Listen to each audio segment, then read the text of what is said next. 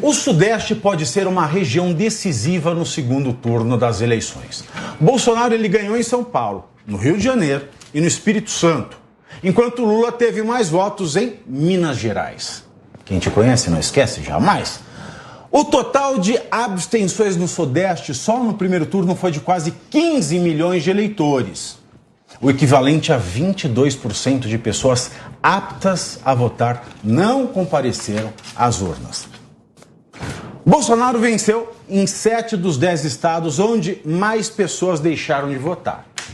Lula venceu em 7 dos 10 estados com maior presença. A diminuição do índice de abstenção é fundamental para a campanha do atual presidente? Começo aqui com o Felipe, que eu cortei ao final para apaziguar a situação. Por favor, tenha a honra, doutor. Não, imagina. Foi bom corte. Eu acho que sim, eu acho que a abstenção, em geral, favorece muito o Bolsonaro, né?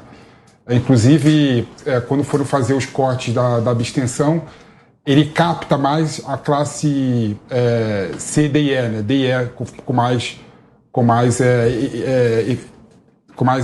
mais enfaticamente, né? Então, se manter esse nível de abstenção, né, e a tendência no segundo turno é o nível de abstenção ser maior ainda do que o primeiro, né? Em todas as eleições que a gente teve, né, a abstenção do segundo turno foi superior à do primeiro, que nessas eleições foi recorde. Então, ou seja, a abstenção nessas eleições, sim, favorece muito o Bolsonaro, favorece muito o atual presidente. Mas eu acho que a principal questão aí, que eu queria colocar, inclusive fazendo ainda usando as suas palavras como gancho, da questão propositiva de uma campanha eleitoral, eu realmente venho falando isso todo o tempo, né? Inclusive falei para algumas pessoas da campanha do Bolsonaro que vieram conversar comigo.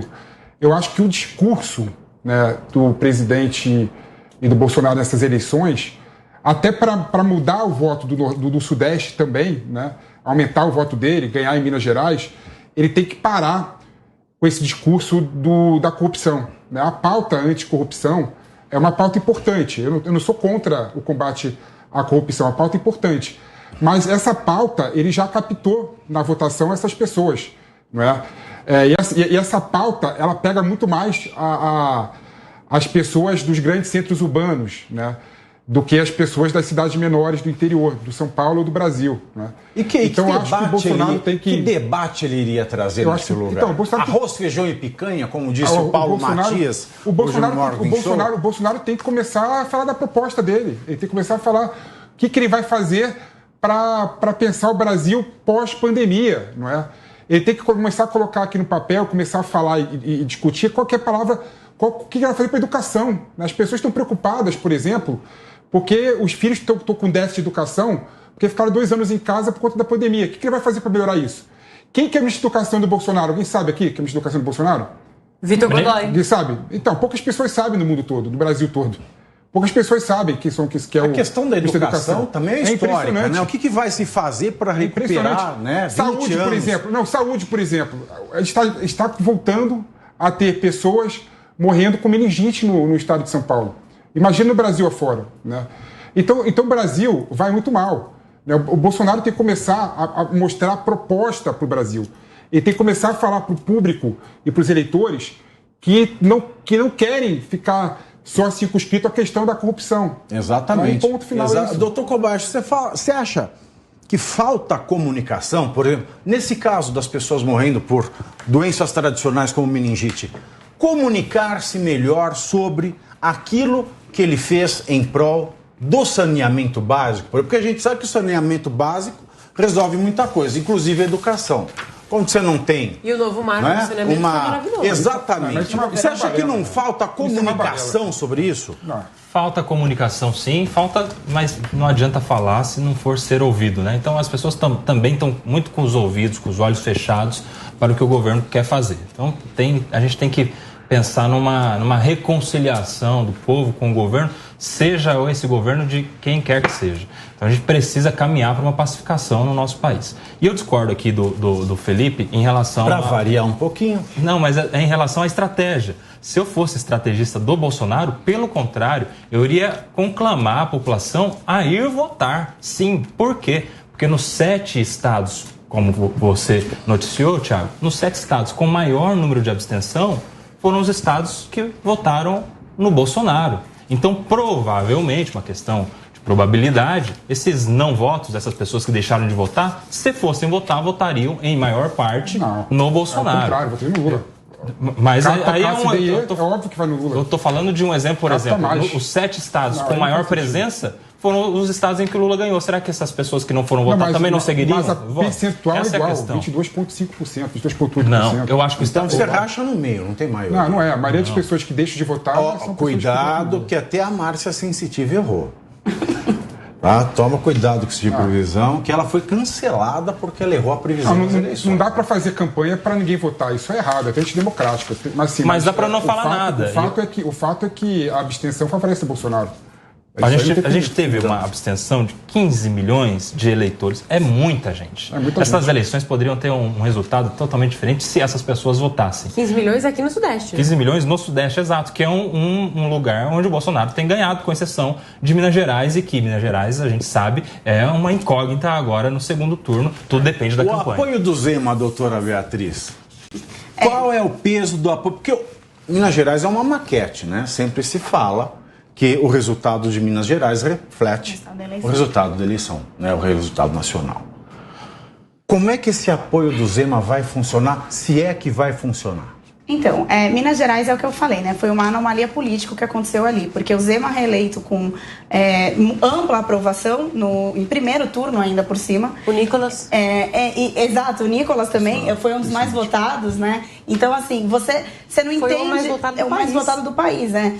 Você não entende o raciocínio. E aí é que entra a parte que eu gosto de falar, que é da ciência política, no seguinte sentido. O eleitor brasileiro não tem ideologia imposta. A gente não olha para o candidato com o plano de governo que ele vai fazer, até porque, frisa-se, o Lula não tem plano de governo. Isso eu acho a maior anomalia política que a gente tem hoje, atualmente, no Brasil. O plano de governo dele que ele colocou no TSE é totalmente amplo e não dá para saber o que ele vai fazer. E ele já falou, inclusive, que ele só vai fazer o plano de governo dele quando ele é eleito. Isso é um perigo, mas parece que 50 milhões de pessoas não ligam para isso. Mas ok, muito mais que 50 milhões. Mas voltando à pauta, essa anomalia política, o que aconteceu em Minas Gerais mostra o quanto o eleitor brasileiro vota de acordo com a sua micro-região, o que está acontecendo na região e se está bom. E não, regionalismo ou personalismo? Essa é minha dúvida, doutora Finódio.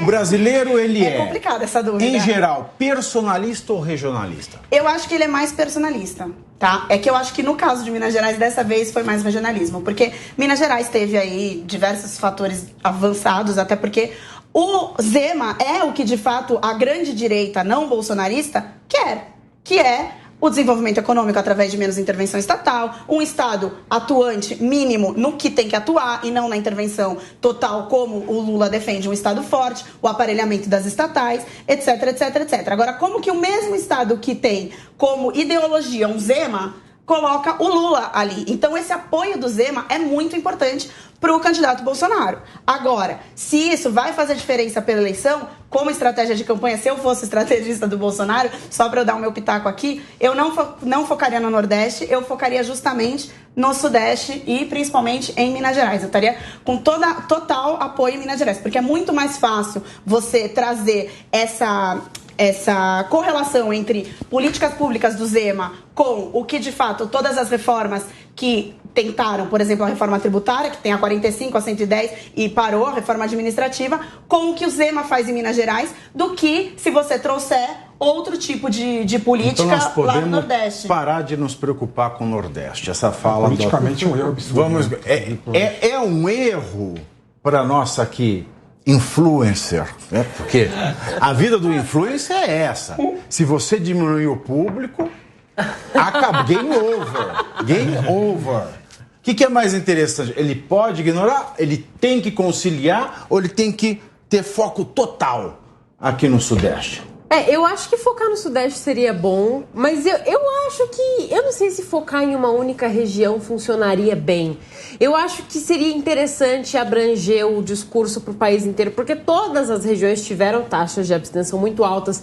E eu discordo do Felipe, porque eu não acho que taxa de abstenção, que votos de abstenção sejam para o Bolsonaro, sabe? Eu realmente não acho. Eu sempre falei que esse discurso de terceira via, de nenhum nem outro, acaba aumentando, facilitando para uma esquerda chegar no poder. Eu sempre vi as coisas dessa forma. Porque o antibolsonarista, ele vai votar. Ele não quer o Bolsonaro, ele vota em qualquer um que estiver lá. Quem tá lá é o Lula. Então o antibolsonarista, ele pode dizer que o Lula é corrupto e etc, mas ele vai lá e ele vai votar no cara porque ele diz que o Bolsonaro é um mal maior, né? Daí que a gente vê os 50 tons de vermelho que estão se formando em torno do Lula nessa eleição. Agora, o antipetista muitas vezes fica naquela coisa de mas eu não gosto do Bolsonaro por isso, bibibibobobó, vai lá e não vota. E eu acho que é isso que causa tanta abstenção. Quem realmente quer tirar o Bolsonaro de lá, não vai se abster de votar no Lula. Quem não quer que o Lula volte, acaba se abstendo. Então eu acho que cabe ao pessoal que está em cima do muro, que não quer votar no Lula nem nada, pensar em quem que seria melhor votar no segundo turno, porque eu realmente acho que a opção óbvia é votar no Bolsonaro. Agora, com relação ao discurso, eu acho que o Bolsonaro tem sim que manter o discurso com relação à corrupção, principalmente expor tudo que o Lula fez, que eu acho que seria algo muito bom, para talvez aumentar o sentimento de antipetismo, mas eu acho que também dá uma humanizada no discurso, espalhar sobre as reformas, sobre as medidas que ele tomou e etc. Eu acho que dá para tirar para todos os lados.